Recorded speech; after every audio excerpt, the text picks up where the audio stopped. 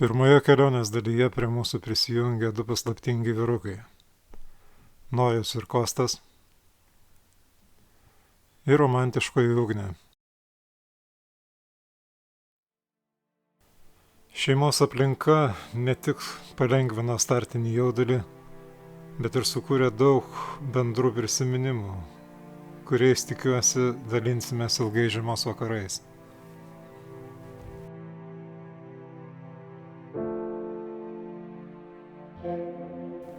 Iš Pavilostos išplaukėme per pačias Jonines. Kas gali būti geriau? Vasara dar tik prasidėjo. Jūra vėsi ir rami, o dienos šviesa atrodo niekada nesibaigia.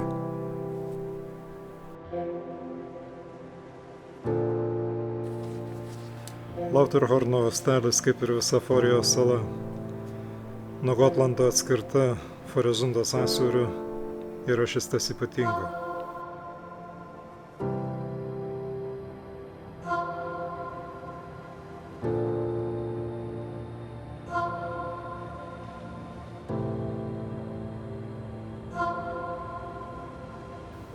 Vasaros pradžia čia visuomet dovanoja puikius reginius ir pakilią nuotaiką.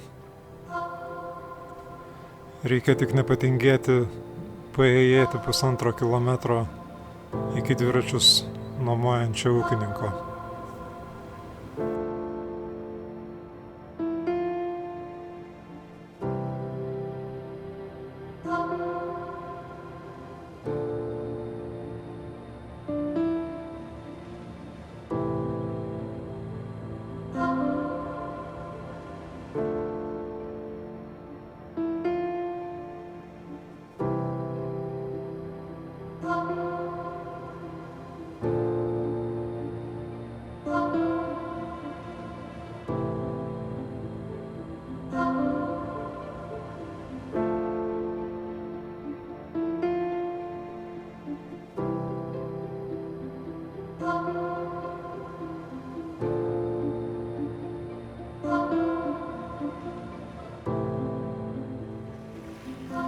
Birželio 26 papūtė vakarų vėjas, dėl to nusprendėme nekovoti su juo, o pasukome į pietvakarius iki Likershamno, viso labo 15 mylių. Likershamnas yra dar viena puikia vieta, ieškantiems ramybės ir kontakto su gamta.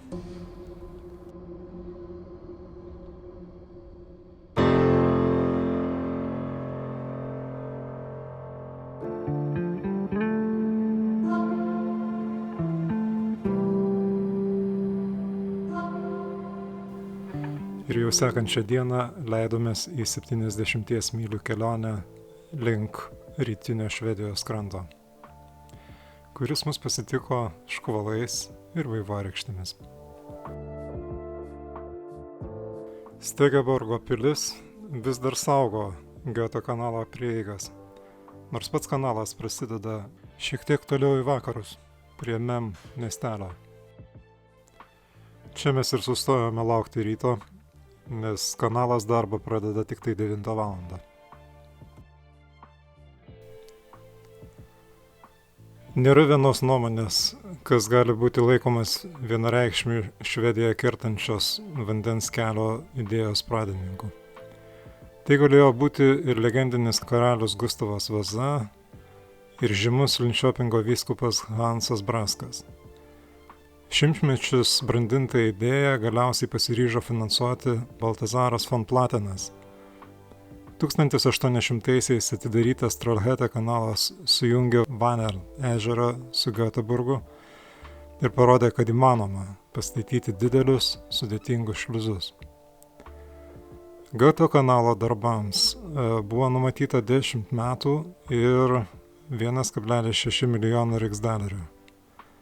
Tačiau statyba užtruko 22 metus ir kainavo beveik 6 kartus daugiau.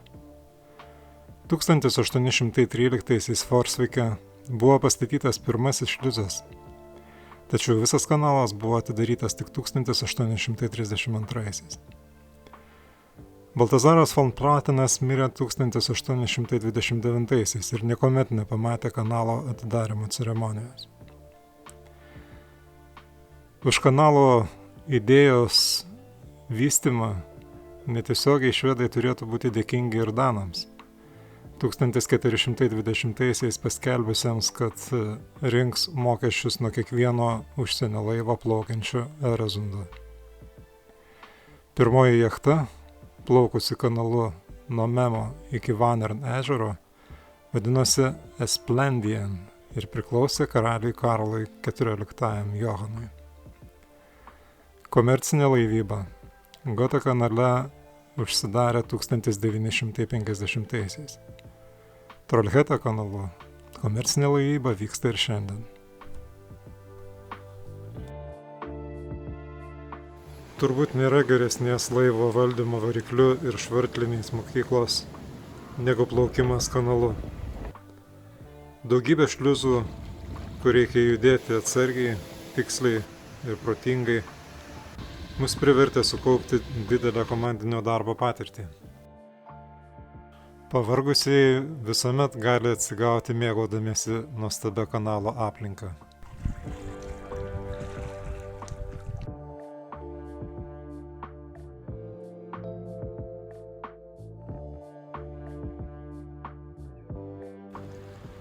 Nuo Memo iki Sjotorpo esančio Vanern ežero pakrantėje nuplaukėme per 5 dienas.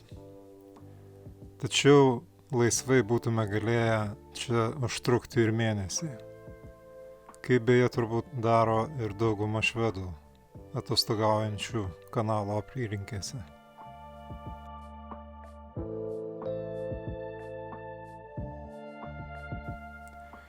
Taigi, Liepos pradžioje mes išplaukėme į Vanern ežerą, kurio platybės prilygsta jūrai. Tiesą sakant, per 5 dienas praleistas kanale pasiilgome laisvės, kurią suteikia didelė akvatorija. Todėl ežere jautėmės iš tiesų gerai. Toliau mūsų kelionė turėjo tęstis Trollhätte kanalu, prasidedančiu ežero pietuose, Vanersborge. Tačiau prieš tai nusprendėme praleisti sekmadienį Mariestade, kur vyko vasaros kultūros festivalis.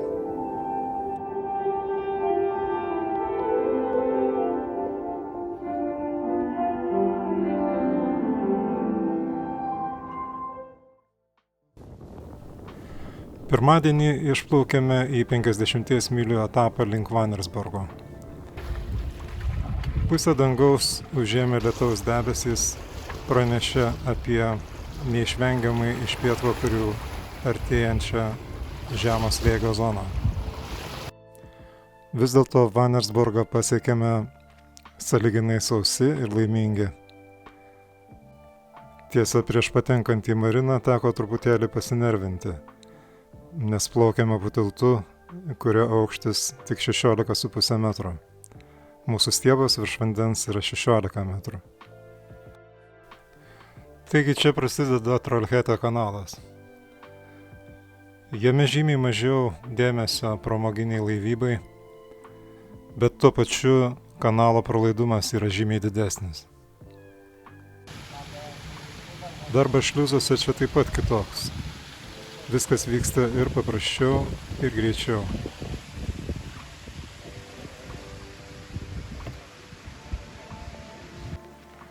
Jei Goto kanalo šliuzai kelia ar leidžia tik keletą metrų, čia nieko nestebina ir 10 metrų aukščio skirtumas.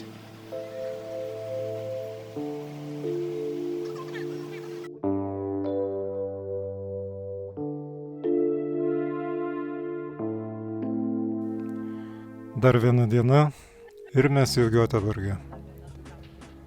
Miestas gyvas kaip visada. Jokių COVID epidemijos ženklų išorėje nesimato.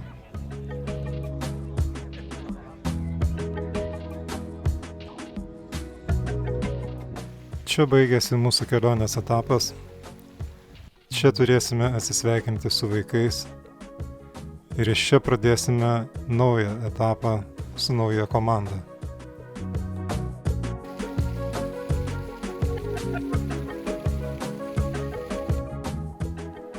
Sekite mūsų kanalą ir pamatykite, kaip mums sekėsi kitame etape – kelionėje aplink šiaurinę Daniją.